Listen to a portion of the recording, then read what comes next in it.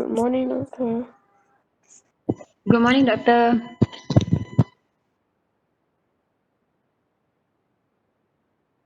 Assalamualaikum and a very good morning, class. Waalaikumsalam and good morning, doctor. Morning, doctor.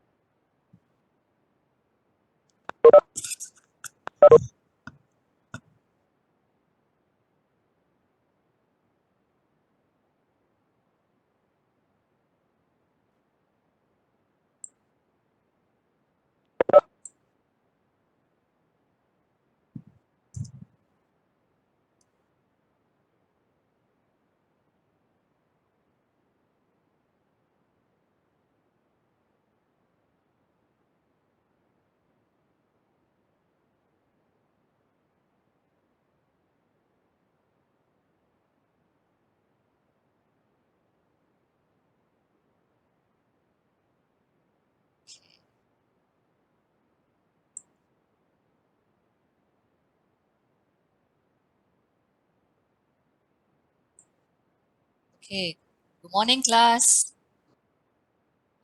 Good morning, doctor. Morning, doctor. Morning, doctor.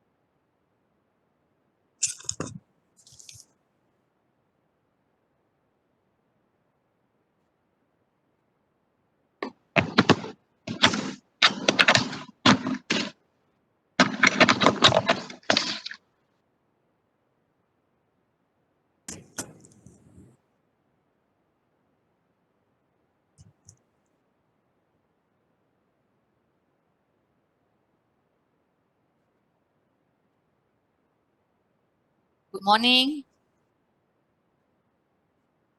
Good morning, doctor. Okay, now it's better. Okay, just now I couldn't hear you all, so I was like worried. Okay, now, okay, we will continue with the lecture, yeah?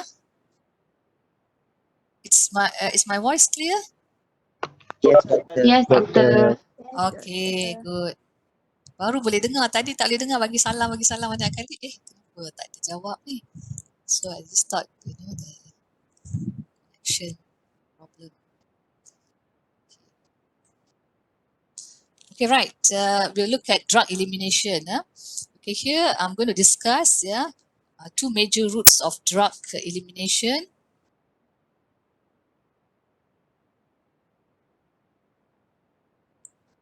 I know how to use the laser pointer.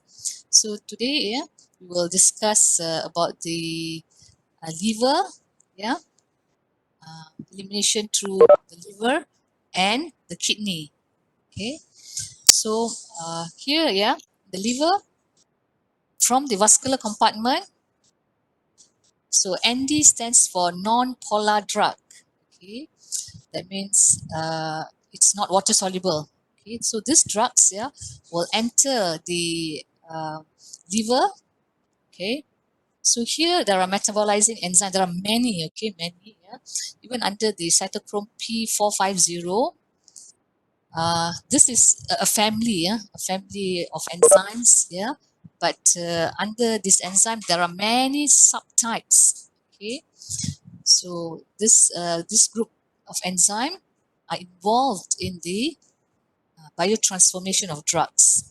Okay, and then followed by enzyme, and then xanthine oxidase, monoamine oxidase, So all the enzymes, found in the liver, involved in the biotransformation, okay, esterases and so on. So the non-polar drug, will be biotransformed into the biotransformed polar drug, BPD. Okay, then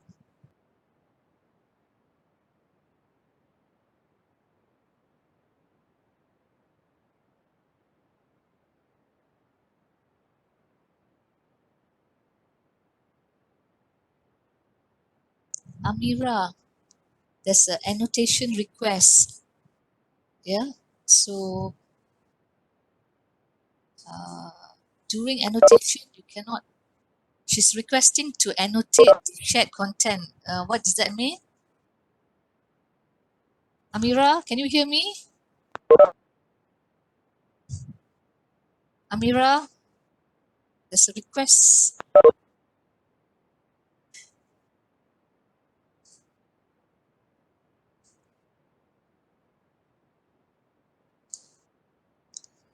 Is Amira in the class? Doktor, she said sorry dia tertekan. Oh, okay. Itulah, tiba-tiba keluar message ya while I'm giving lecture. Okay, right. So I just decline because I cannot share the content. Yeah. Okay. Right. So we'll continue. So from here, the biotransformed polar drugs, they will enter the vascular compartment. Okay. And then from here, yeah, it will go to the kidney. Okay. The biotransformed polar drugs and the polar drugs, yeah. Polar drugs, no problem. We just go into the kidney. Okay. So in the kidney, there are two main mechanisms. Drug elimination, two main mechanisms, but there are three events which will be happening. Okay. So number one would be, as you know, we have the glomerulus. Okay. And also the tubules. So in glomerulus, there'll be glomerular filtration. Yeah. Okay, so all the biotransformed polar drug and polar drug, yeah, will be filtrated, and the polar drug will be excreted in the urine. Okay. So the other event or the other mechanism that follows glomerular filtration would be the tubular reabsorption. Okay, tubular reabsorption follows only filtration. Yeah.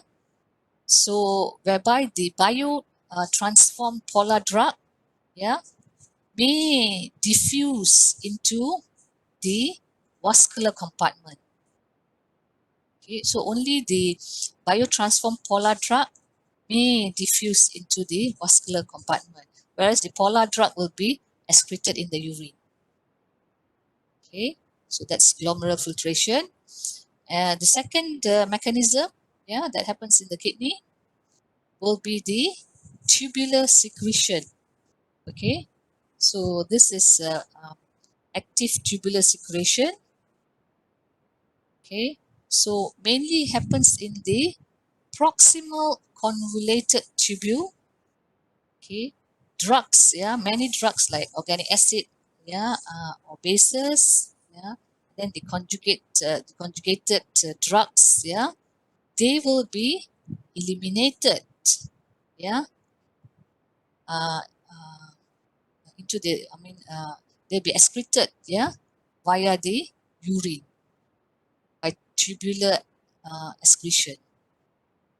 Okay, and with the drugs, yeah, that are being metabolized by the liver, yeah, they will also will undergo hepatic elimination, whereby the drugs, the biotransformed polar drugs, yeah, will be excreted, yeah, through the bile, yeah, into the intestinal tract. Okay, so it will be in the intestinal tract, and some of these drugs, yeah, they since in the intestinal tract you have a lot of bacteria, yeah, so this intestinal bacteria may deconjugate, yeah, the biotransformed polar drugs, yeah, these are the conjugated ones, but the bacteria, yeah, can act, yeah, to deconjugate, and this polar drugs, yeah, the biotransformed polar drugs may re-enter the liver because they are not in the conjugated form, to be excreted. Okay, so they will re-enter the portal circulation into the liver, and the process will start all over again, the conjugation process. Okay, so this process, of drugs re-entering the portal circulation, entering the portal circulation into the liver, is referred as enterohepatic recycling. Okay, so it's referred as entero. It refers to the enteral. Enteral is intestine, right? So the word Yes, doctor. so it comes from the word intestine. Yeah, intestine. From the intestine back to the liver. So it's enterohepatic recycling. It goes back in the cycle. Yeah, goes back in the cycle. Right. And then the other drugs, that escapes the deconjugation process, they'll be excreted in the feces. So elimination of drug, the main routes, via liver, from the liver, it will enter the feces, from the kidney into the urine. So the minor routes of drug elimination, I won't discuss here. Okay, this one you need to know, because most of the drugs will undergo either hepatic or renal drug elimination.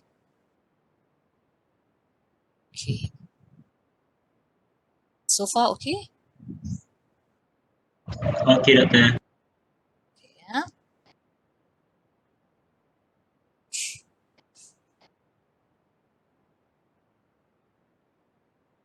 Let's go here.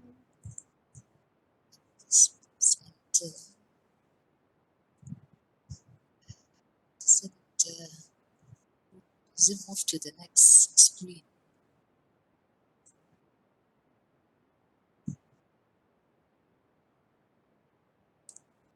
Okay. Right. So the clinical application, what this weak bases and weak acids, okay, in the urine, okay. We have looked at it in the stomach, for better absorption to cross the cell membranes. But now, in the urine, now what can we do? So in cases of overdose of drugs, so overdose of drugs, like weak, if it's a weak base, the drug is weak base, so we want to enhance the excretion of the weak base drug, in case of overdose. So acidifiers, such as ammonium chloride or aspirin are given, to reduce the pH of the urine. Okay. So when the pH is reduced, so there'll be decrease in absorption, and increase in excretion. Okay. So why? Because the drug will be acidifiers, so it will be acidic, the urine will be acidic, and then the weak base, in the acidic form, of the pH will be in the ionized or non-ionized form. Ionized. Ionized form, yes. So therefore it won't be reabsorbed, it will be excreted in the urine. Okay, so same thing, for the if there's a case of overdose of a weak acid drug, alkalinizers, such as calcium carbonate, sodium bicarbonate or sodium glutamate can be given to increase, the pH of the urine. We can change the pH of urine. Therefore, what will happen here? Weak acid in the alkaline environment, decrease absorption, reabsorption, or what? Or increase? Decrease. Decrease, same thing, yeah. So there'll be decreased reabsorption and increase of excretion of the weak acid. The principle is the same. That's why you have to understand the ionization of drugs. Okay, what happens uh, uh, alkaline in the environment, yeah, in the pH, the acidic environment, yeah, what happens of a alkaline drug in an acidic environment, a base drug in acidic environment, or in the alkaline environment. Okay, the environment we can in the urine we can change the pH accordingly by giving other drugs to make it more alkaline or more acidic. Right? Okay. So these are notes, yeah, on drug elimination. I assume that you can read, yeah. So I have discussed on the glomerular filtration, tubular excretion. So tubular excretion is an active process, whereas the glomerular filtration is passive. Okay, it's a passive process, going on. But tubular excretion is active process. Tubular reabsorption, yeah. So this is the mechanism where the drug is not being eliminated, but is being reabsorbed, yeah. Only happens after filtration, yeah. With active tubular secretion, no, everything comes out. Okay, hepatic elimination, yeah. So conjugated drugs are usually, yeah, they're conjugated with glucuronide, excreted in the bile, and this is what I've mentioned. Okay, not this. Okay, now we move on to the dynamics. Yeah, we have looked at kinetics. Yeah, kinetics involves four main processes. Yeah, I just want to wrap up the lecture on kinetics. Yeah, so the processes that are involved. Yeah, are number one is absorption. Yeah, after being absorbed, it will be distributed, and then it will be localized in tissues. Yeah, then it will be metabolized, and the metabolism of a drug is very important. Yeah, if it's not being metabolized, yeah, it won't be able uh, to be eliminated, yeah, in the urine or via liver. So the metabolism of the drug is very important. So the presence of these metabolizing enzymes are very important too. If there's a deficient, there's a liver problem, or kidney, so it can affect the metabolism of the drug. Okay, and then during the metabolism process, yeah, the phase 2 process is very important too, because conjugation occurs. When conjugation occurs, yeah, the drug will be inactive. But sometimes, even after metabolism, the, the metabolite, yeah, could be a toxic compound to the body, right?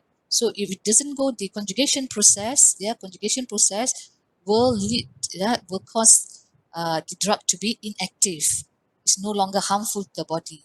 But if it doesn't have the conjugating enzymes not available or deficient, something wrong, yeah, due to disease or any dysfunction of the liver, yeah, it can affect, yeah, the toxic compound, yeah, that which is not being conjugated, yeah, can cause harm to the body cells, okay, red blood cells and other cells in the body. Okay, is that okay? Faham, eh? Too fast, or are you all okay? Okay, okay, doctor. Okay, boleh, yeah. So okay, now we go to the dynamics. Dynamics. Okay, this one will explain the mechanism. Okay, this one was the fate of drug. So this is how the body reacts, yeah, to the drug. Okay, mechanism of drug in receptor interaction. It's actually the drug and the receptor interaction. So it will produce a effect. Okay, so drugs, yeah, they have affinity and intrinsic activity. Okay, what's the meaning of affinity? Affinity, natural tendency to bind to a receptor. Okay, so there's got natural tendency, yeah, natural liking to bind. Yeah? That is the nature of drugs. Okay, so intrinsic activity, yeah, refers to the property of the drug, yeah, that permits it, yeah, to initiate a post-receptor process, which is response. So after binding to the receptor, so there will be an effect or a response, yeah, after the binding. So receptors, yeah, they're specific macromolecule, right? It's a protein, yeah, on the cell membrane. They're all located at the cell membranes, yeah, which a specific group of drugs can bind. So a simple example would be, yeah, the model of key lock and key, yeah, binding of a receptor. So as you know, yeah, you can have like many keys, and then you only can use one particular key to open the front door, let's say to the auditorium, yeah, got two doors. So you want to open the door, you only can use one specific key. Yeah, even though you got many keys to DKV A, B, and C, yeah, you cannot use the other keys, yeah, to unlock auditorium, right? So it's very specific, you know. It's kind of the lock and key binding. Yeah?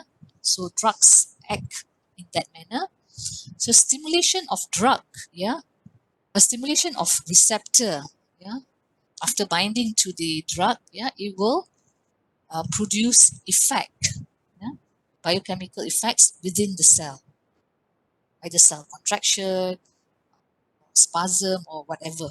Okay. Then the drugs have different affinities for different receptors. Okay, even like they can bind to many receptors. Some they don't produce any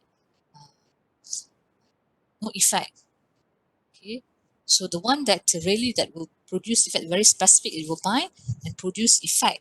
Yeah, these are the drugs. Yeah, that are mainly, okay, for example, used for infection, lung infection, and so on. So they will bind to the receptors, yeah, in the lung, even though they can travel elsewhere, but they're very specific.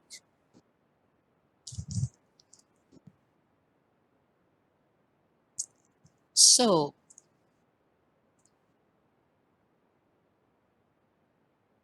so agonist drug, yeah, eh, sorry, tertekan.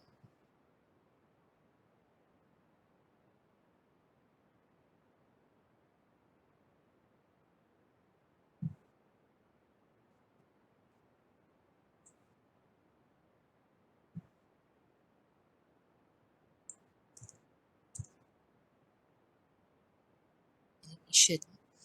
Right. So agonists, okay, there are two types of drug, agonist drugs and antagonists. The word antagonist would tell you is against the agonist drug. So agonist drugs, yeah, they have affinity, okay, and intrinsic activity. Yeah, for example, acetylcholine, xylazine, epinephrine, yeah, they all bind and stimulate the receptor, yeah, which will produce the response, yeah, will show the action of the drug. And the antagonist, yeah, it has got affinity, yeah, but to bind to the receptor, but these drugs, their lack of intrinsic activity, okay, they will either block or they reduce the effects of agonist drugs. Okay. So this antagonists, yeah, they will either bind, yeah, to or near a receptor, yeah, but does not stimulate the receptor to produce a response. Okay, so that is antagonist. So antagonist drugs, yeah, may be competitive or non-competitive. So non-competitive here, the action is irreversible. Yeah, it will block the effect of the agonist drug permanently. Okay, there's no competition between agonist and antagonist. Antagonist is superior, you know, can block the effect, can stop the effect of the agonist drug. That means, katakanlah in sedation, okay, you give xylazine, yeah. So in order to the animal not to be sedated or under anesthesia, you know, if you give high doses of xylazine, it can cause anesthesia. So you want the animal to wake up, yeah. So you can give drugs like yohimbine, yeah, to antagonize the effect of xylazine. Okay, so same goes to atropine, yeah, atropine. Yeah, atropine is an antagonist for acetylcholine. So acetylcholine, yeah, you want to block the effect of acetylcholine, you give atropine. Okay.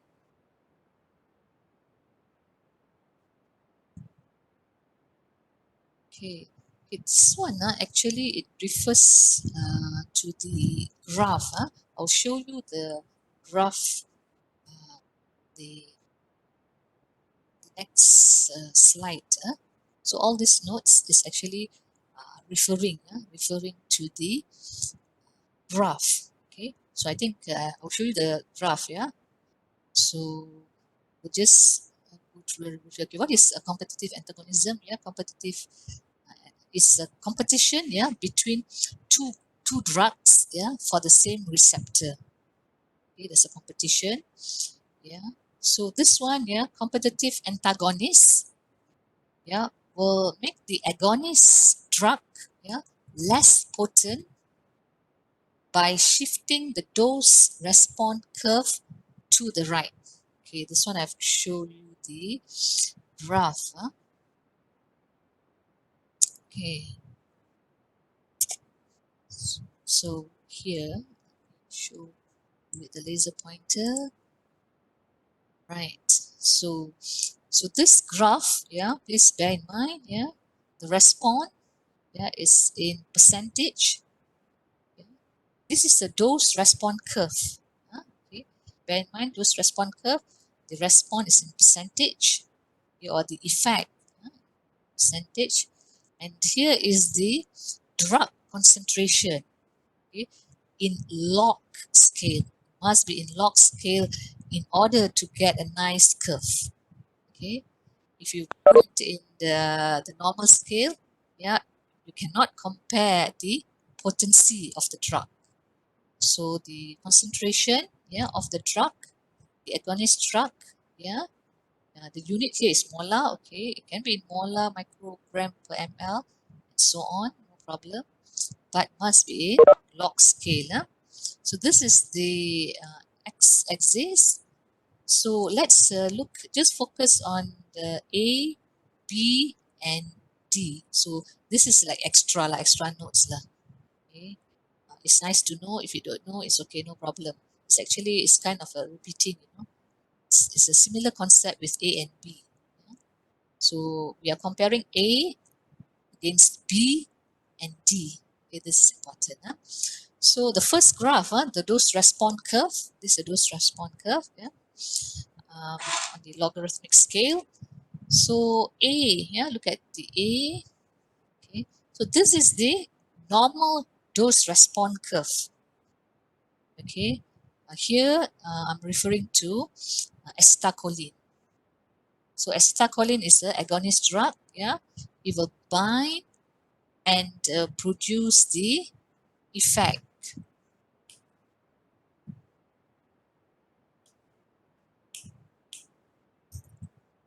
Okay, and then the B, yeah, the B, okay, is a agonist drug. Yeah, it's agonist. Agonist drug is given, and another drug, yeah, is given also. An antagonist also given. Yeah. Okay. So was given the agonist drug, yeah, the acetylcholine. So the antagonist drug is atropine. Atropine is given too. Yeah. So this says that, yeah, the the competitive antagonist, the antagonist drug, which is given, will shift the curve to the right, making it less potent, which means in order to produce the same effect, this is the maximal effect. In order to produce the same effect, the concentration is increased, or else, the if the concentration is not increased, the antagonist drug, will have the effect, will show the effect.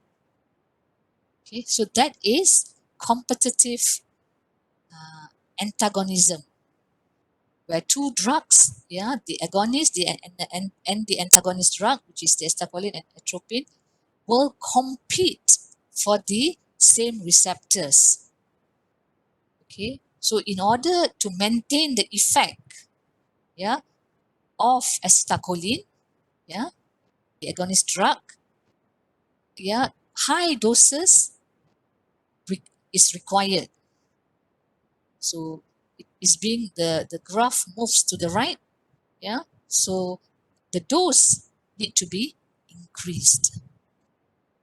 Okay, so that is competitive antagonism.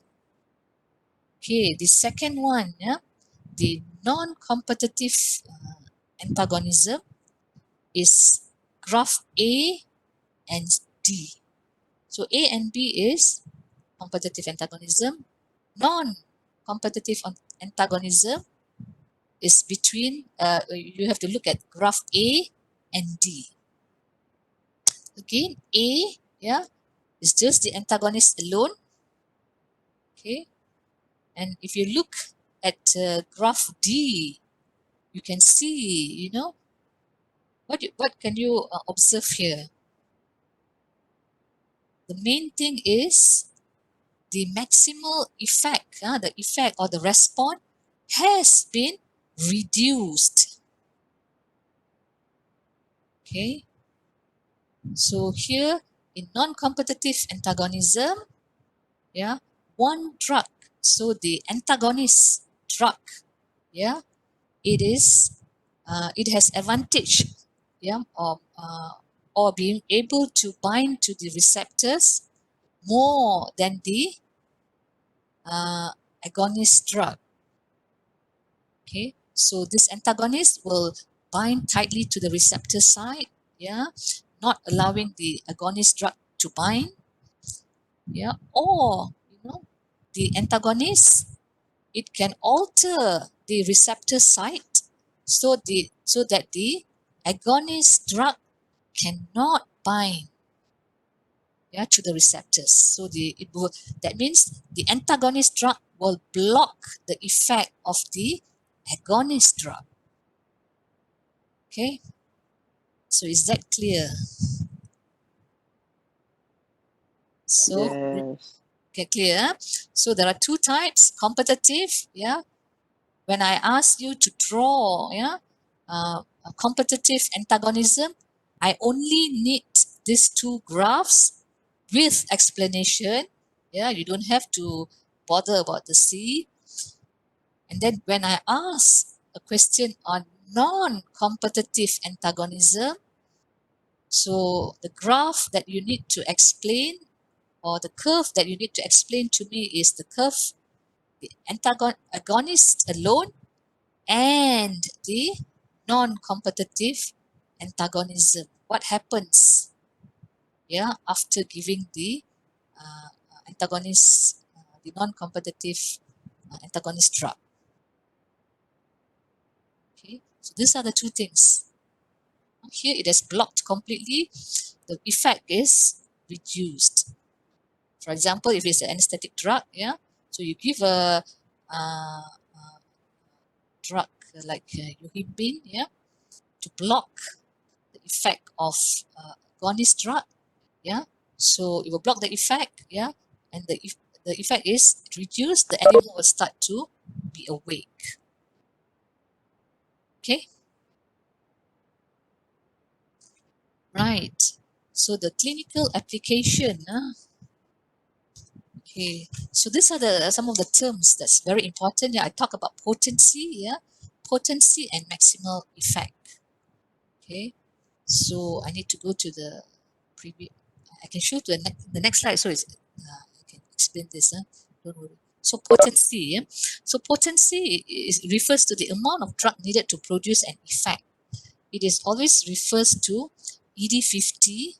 Yeah, the dose producing half maximal effect, and the maximal effect, the Emax, is the maximal response reached. Okay. So here the concentration, anything higher than the Emax, produce no desired effect. It could be wasteful, or it may cause toxicity. So we just want the drug to reach the maximal effect. That's it. Yeah, drug cannot have like 200% the effect and so on. Maximum is 100 lah. Okay, so this one I will show in the next slide. The graph. I got another graph showing the dose response curve.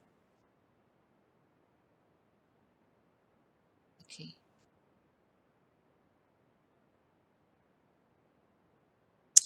Okay. So dose response relationships. Yeah. So there are two types. Yeah. One is the graded dose response relationship, which is like increase in dose, yeah, produces increase in response. Okay. They go parallel. So it's been constructed for responses that are measured on a continuous scale, yeah, such as heart rate, yeah, so on.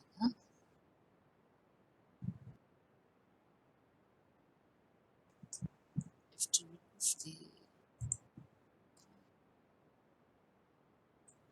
get rid of my laser, then only I can go to the next slide. Okay, the other one is the quantile dose response relationship. Okay, this graph is constructed for drugs, yeah, that show an all or no response. Yeah, for example, presence of or absence of seizures. Yeah, and this graph is very useful in determining the useful or the toxic drug effect curves. Okay, I'll explain this further. The graph. Okay, this is the one that I talked about just now. Yeah, on the maximal effect and the potency. Okay, so here, yeah, if you can see the previous graph where when there's another curve here, yeah, from A to B, yeah, so it need to increase the dose. So as the dose increases, is it more potent or less potent? More.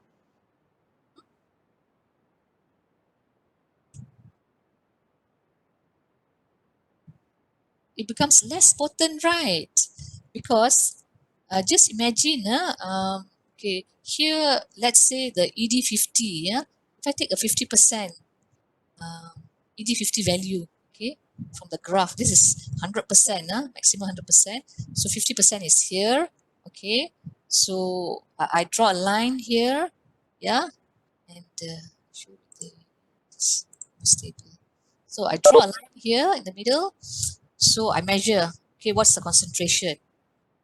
Okay, so let's say here the concentration is 10 microgram per ml.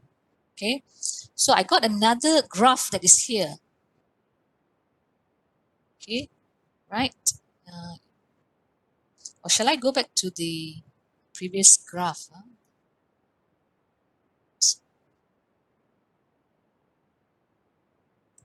You won't be able to see. Okay, here. Okay, so I got two graphs here. Okay, so that means you didn't understand this slide. When the graph, yeah, moves to the right, it becomes less potent. Okay, let's see the maximum. Okay, here I draw a line and I get a value of 5. Okay, so the same thing at the 50%, yeah, ED50 value.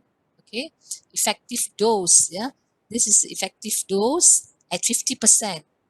Okay, the effective dose at 50% is referred as the potency. Okay, we measure, we standardize. Okay, at 50%, we want to see, what is the concentration to produce the 50% effect. So here, okay, 50% effect is 10 milligram or microgram, yeah. Let's say five, huh? So I keep changing now. Then you'll be confused. Let's say it's 5 milligram lah, senang. Okay, 5 milligram, yeah, the dose.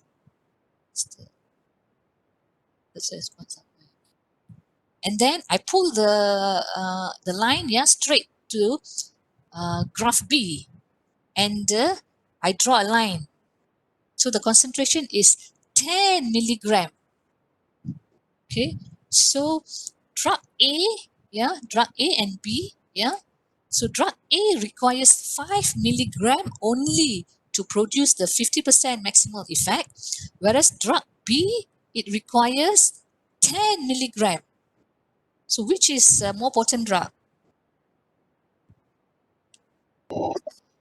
A. A, because it only needs, less, the lesser the amount, the more potent the drug. It's not like, like 100 milligram, if a drug like 5 milligram, yeah, can already produce the effect, that means dia macam very potent, very kuat lah drug tu. Tak payahlah another drug pula kena bagi 100 milligram, in order to produce the same effect. So this is like very potent. So must be very careful. I mean, if you give like more of A, yeah, it can produce supposedly it's supposed to produce sedative effect. You give like 100, you'll be like dead already, under anesthesia and dah mati dah, kan? That means this is a very very strong and very potent drug. So that is potency. Boleh tak? Faham tak? Faham. Faham, eh? Okay. So the maximal effect, okay, this is the maximal effect. So any drug, yeah, will produce the maximal effect at 100%.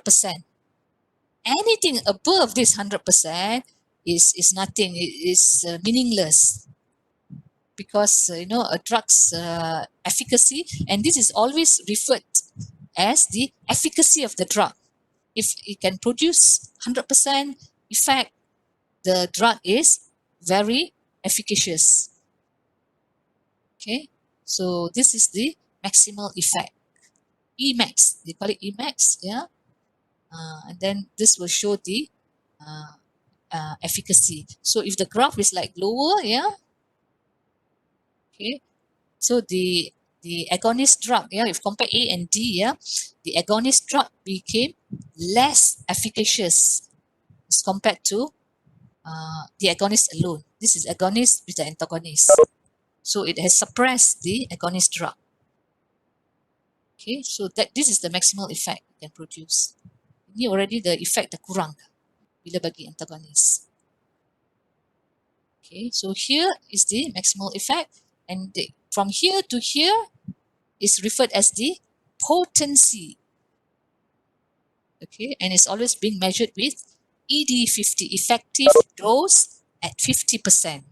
So they use the 50% marker, yeah, the point, yeah, to determine the concentration, yeah, which drug is more potent.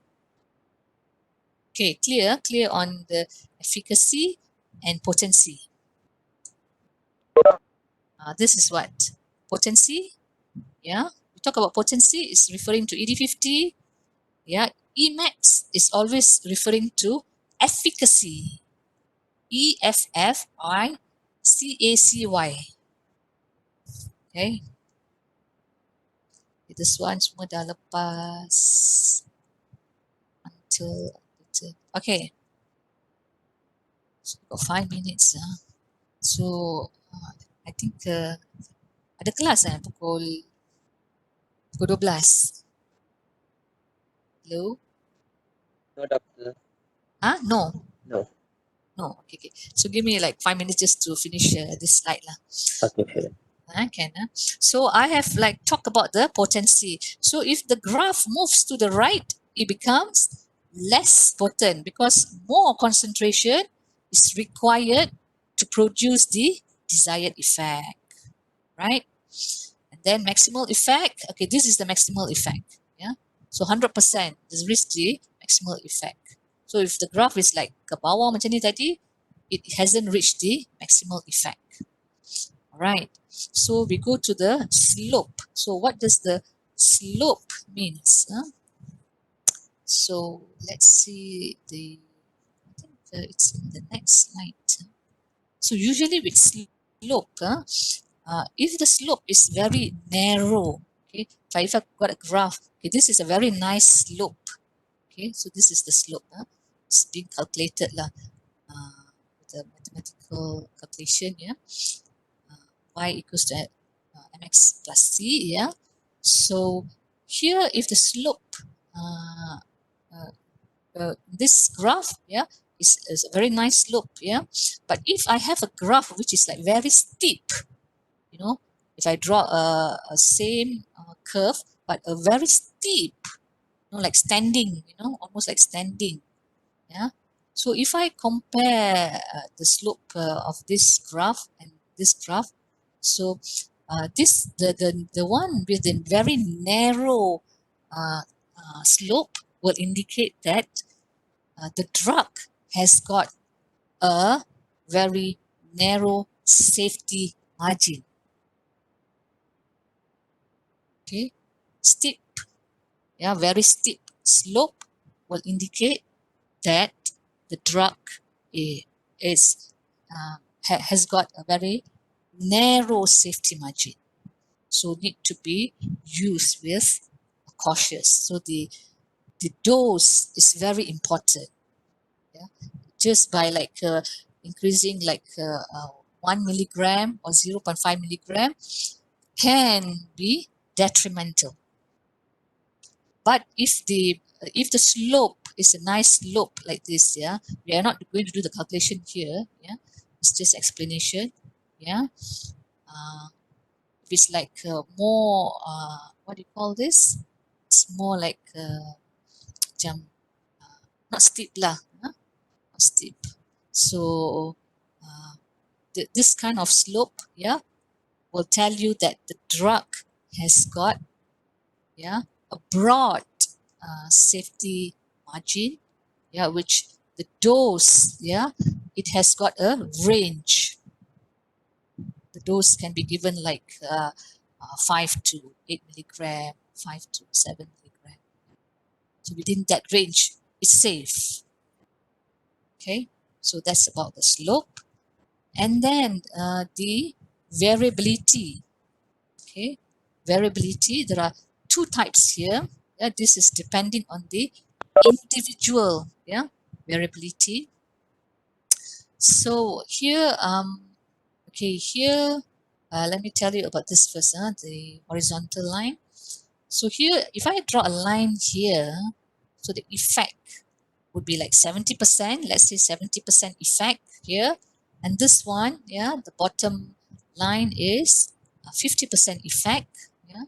So okay, so what it tells us that, okay, if I draw a line straight down here, so a concentration of 10 milligram of drug A, yeah, can produce two or different intensity of effect. Yeah, so this drug at 10 milligram, 10 milligram, yeah, can produce sedative effect. Yeah, in some individuals, the same dose, yeah, can produce almost anesthesia effect in other individuals. So there is a variability, yeah, can be expected with a dose of drug, the intensity, the effect. Okay, so in some animals, yeah, yes, it's only you can only see, you know, the animal is sedated, Yeah, in others, yeah, the animal is anesthetized. Okay, and another variability, yeah, with the effect, yeah. So effect here, let's say at ED50, yeah, 50. So for example, like painkillers, yeah. So it, there are variations where one dose, okay, let's say 3 milligram. Yeah, the first dose, yeah, I'm pulling the line here, 3 milligram, and the other dose is uh, 5 milligram. Okay, so in some individuals, yeah, 3 milligram will produce the desired effect, whereas the other individuals, yeah, 5 or 10 milligram produce the desired effect. For example, yeah, in some individuals, yeah, you only need one tablet of paracetamol, yeah, to relieve the pain, and in some individuals they require 2 tablets of paracetamol, yeah, to relieve a headache or pain. Is that clear? Boleh tak? Ya, doktor. Boleh Okay, doktor. boleh ya? Doktor. Okay, Alhamdulillah. Okay, so this is just the explanation lah. So I'll go very fast here. Yeah, I will talk about quantal later on lah. Okay, so we will talk only about graded dose response. Yeah, so here, yeah, we can measure the potency. Yeah, potency always refers to ED50 mentioned earlier, and then the slope.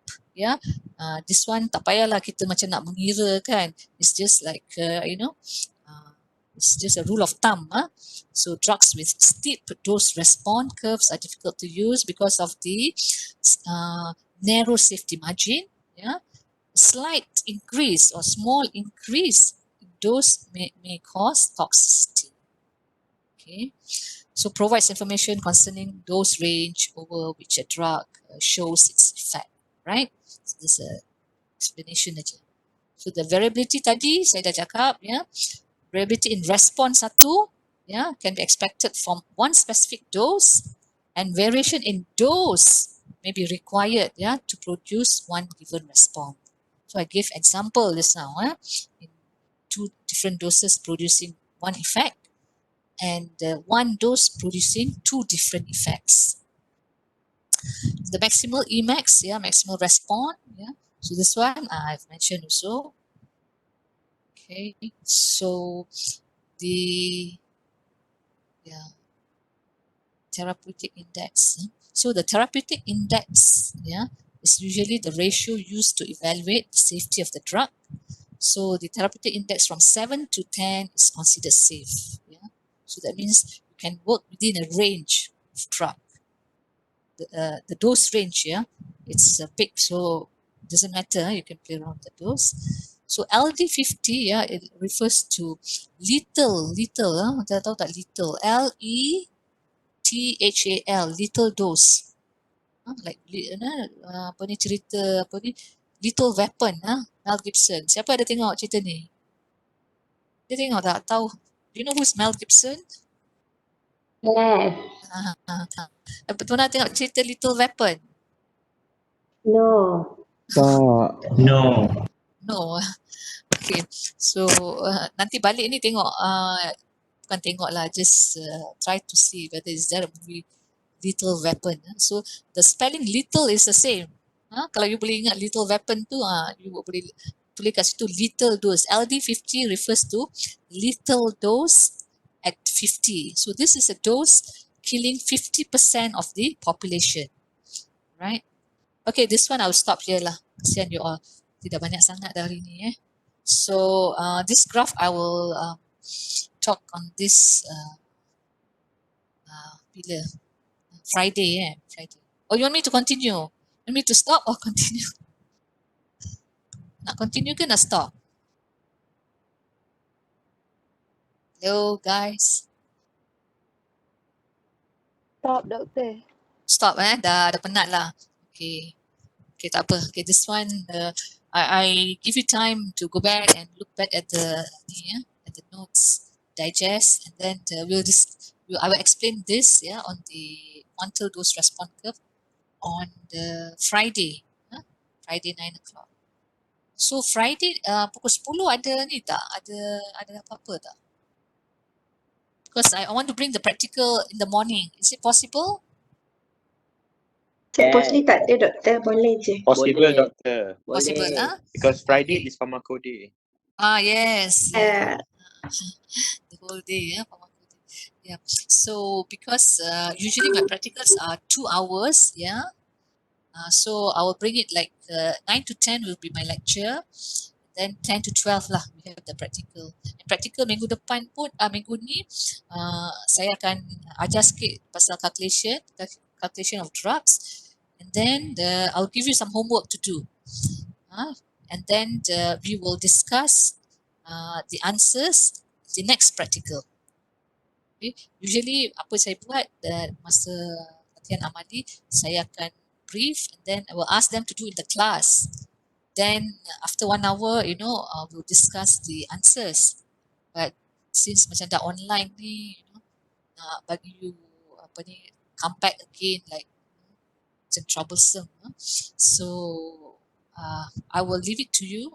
I will give I will teach you on the calculations. I will brief you, and then you'll do the latihan tu akan you all buat. Lepas tu kita akan bincang pada amali minggu depan.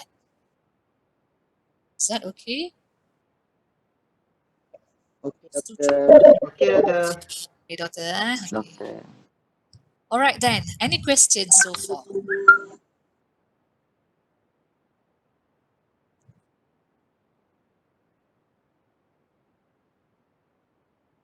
Okay, if there's none, I will end the session lah for today. Okay, thank you very much all. Thank you, doktor. thank you, Thank you, doktor. doktor. See you on the Friday. Thank you, doktor. Okay, bye. Alright, doktor.